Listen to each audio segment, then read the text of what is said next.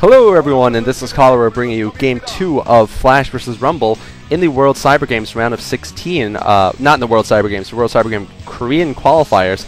Although, frankly, these games, as many say, are more competitive than the real World Cyber Games. In any case, though, we're going to see whether Rumble has any better luck against Flash on Blue Storm, which is a Zerg-biased map, against Terran in general. Although the recent modifications have made it less so.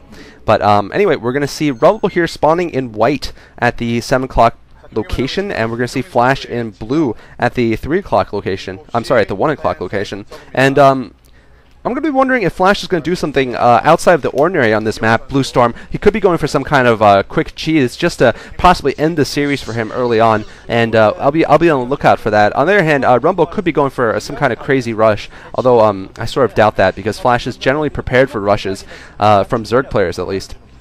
So we'll see if Flash decides to build a forward barracks or something like that to put a little early pressure on Rumble. And I'm definitely excited about seeing what Flash does in this game. Flash in general just excites me whenever he plays Terran vs. Zerg. It is my favorite matchup, and he just plays very, very well in general. It's just absolutely hard. I mean, pretty much it's like the world versus Flash when it comes to Zerg versus Terran. You have to find a player who can beat him, and J-Dong might be that player, or might have been that player. I haven't watched that finals yet. I've been a little bit busy keeping up with all the rest of the videos around here, and I wonder who that is. But yeah. It looks like a supply depot being built here next to the command center for Flash, so he's not going to be going for an early 8 racks build here. And we'll have to see what Rumble decides to do. He is going to be scouting in the right direction, yeah, because there's a 2-player map, duh. Flash looks like he's going to be building. He's probably actually, since he built that supply build there, I'm gonna sense he's going to be going more for possibly a 2 racks build, and perhaps he's going to just not worry about sealing in his front door. Although certainly with Flash's control, he could go for 1 racks into command center anyway. We're not going to see a 9 pool here, it seems, from Rumble. Rumble looks like he has gone for a 12 hatchery, so yeah, he has put down a hatchery now. And Flash looks like he actually will be sealing in here, or at least building that barracks in the front. Interesting enough that he decided to build the supply depot right next to his base. Of course, you do that to get the SCVs out a little bit quicker to your mineral patches. And Flash might be, nope, looks like he's not going to wall in entirely here. Just going to scout out with that additional SCV, and now he's going to wall in. So building his second supply depot at this choke point here, just to narrow it down. That's also, obviously, works also. And shout out to my many Scandinavian fans.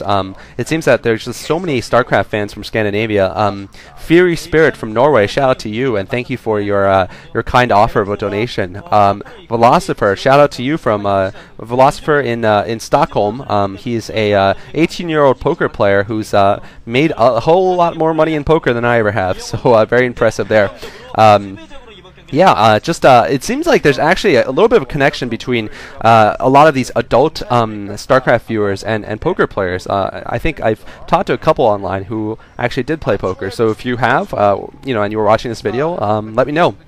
I actually used to play poker online and live for a significant amount of money back in college, but definitely it's something that since then I've actually I've just gotten off of with the way laws are changing nowadays, and it's becoming harder and harder to play. And the one thing it does is it definitely has taught me to keep my cool in StarCraft situations, because you know, I'll never tilt in StarCraft because, you know, it just doesn't matter to me when I'm playing a game, as obviously playing for money, playing a poker game for money does. StarCraft for me just really, you know, it can't possibly mean as much. Well, I mean, not saying if I were playing the finals against, you know, Flash, it would mean that much, but the games I play certainly don't mean much at all.